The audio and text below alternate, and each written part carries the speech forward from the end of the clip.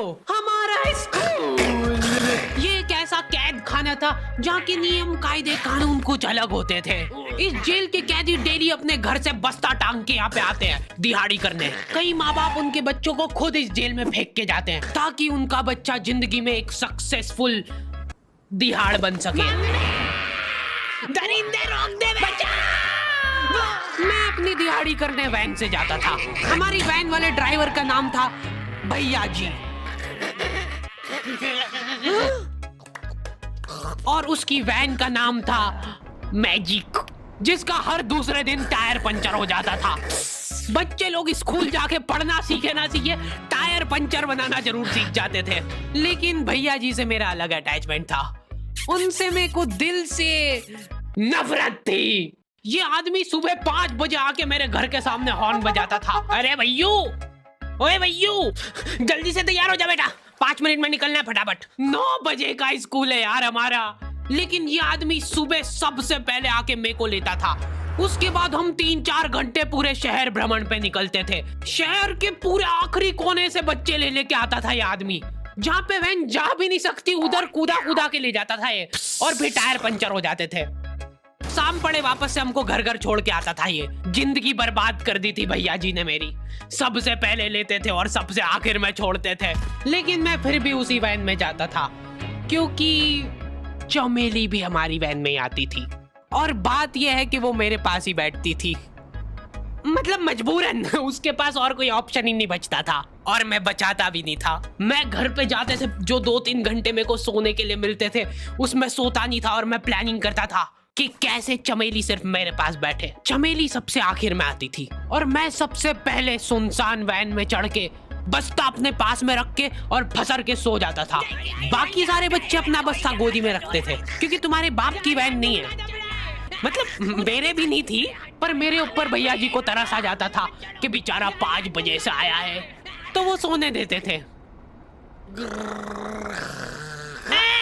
अरे कैसे चला रहा है ये गाड़ी? रुक जा, गाड़ी चलाना नहीं आती क्या? देखो, आदमी इतना तभी चिढ़ता है जब उसकी जिंदगी में कोई लड़की ना हो। नहीं है ना? नहीं, मैं समझ सकता हूँ लड़की ना होने का दुख दर्द। मैं भी किसी जमाने में लड़कियों की तलाश में गली मोहल्ले भटकता था। फिर एक दिन मेरे पास से वो निकली। जैसे ही मैंने हैपन खोल के देखा, उसकी आईडी मेरे फोन पे चमक रही थी। हैपन ये एक रियल लाइफ डेटिंग ऐप है। यहाँ पे तुमको वो लोग मिलेंगे जो तुम्हारे आस पड़ोस से निकले हो कभी ना कभी। 100 किलोमीटर दूर रहने वाले लोगों से बात करके फायदा ही क्या जब तुम मिल ही ना पाओ। और अगर तुम्हारी घिनौनी शक्ल देख के यहाँ पे तुमसे कोई प्यार मोहब्बत नहीं भी करता है तो तुम फ्रेंडशिप तो कर ही सकते हो फिर भी। So go and check it out happen. Link is in the description. लेकिन मैं सोता नहीं था। मैं आंख बंद करके चमेली के घर का इंतजार करता था। तो क्योंकि चमेली आखिरी में आती थी तो वैन पूरी पैक पुक हो रखी होती थी, बच्चे बाहर उबल रहे होते थे और मैं अपना बस्ता पास में रख के एक्टिंग देखो एक्टिंग। और जैसे ही वो आती थी, हड़बड़ाना नहीं, ऐसे टाइम पे हड़बड़ाते नहीं है कि फटाफट बैग उठाया और आओ इधर बैठो जल्दी। मत करना ये हरकत, भाग जाएगी वो। ठरक नहीं झलकना चाहिए जरा सिक भी, एकदम सटल रखना है। क्या हुआ? और कहीं जगह नहीं है क्या? तेरे मुंह में मूत दूंगा मैं। अच्छा ठीक है, इधर ही बैठ जाओ। देख रहे हो एक्टिंग देखो तुम लौंडे की। ना जाने कौन सी नशीली खट्टी मीठी खुशबू लगा के आती थी चमेली। आज तक उसकी खुशबू है मेरी नाक में। मैं वो खुशबू का पूरा मजा ले ही रहा होता हूँ, इतने में एकदम भभका बास आती है जनेका से। जैसे ही मैं बाहर जागता हूँ, मरा हुआ कुत्ता पड़ा है वहां पे। एक काली कार सूख करके निकली और मेरे बच्चे को मार दिया। कैसे करके निकली? शूक। ऐसे नहीं निकली थी, मैं यहीं पे खड़ा था, वो कार आई थी और जैसे ही वो बच्चा नीचे आया तब वो खड़ा, वो बच्चा चिल्लाया और फिर कार शूक करके भाग गई। उधर कुछ बच्चे ऑटो रिक्शा से भी आते थे स्कूल। ऐसा लगता था कि पूरे स्कूल के बच्चे इस एक ऑटो रिक्शा में ठूस ठूस के ले जाता है वो। ये ऑटो वाले और भैया जी दोस्त थे और अब ये बीच सड़क पे रेसिंग लगवा रहे हैं। इनकी गाड़ियां उबला रही है बच्चों से, फिर भी नहीं मान रहे ये लोग। नहीं जीतूंगा। स्कूल जाके वो पीछे मुलट के देख रहा है तो एक बच्चा नहीं बचा उसके ऑटो रिक्शा में। हमारे भैया जी बेचारे पीछे से उनके गिरे हुए बच्चों को उठा उठा के ला रहे थे।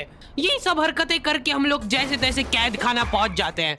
सुबह 5 बजे से निकलने के बावजूद हम लोग लेट पहुंच रहे हैं वहाँ पे पहुंच के हमने देखा कि 4 लौंडे मरे हुए पड़े हैं जिनको डॉन ने मारा है। डॉन हमारे स्कूल की इंचार्ज थी।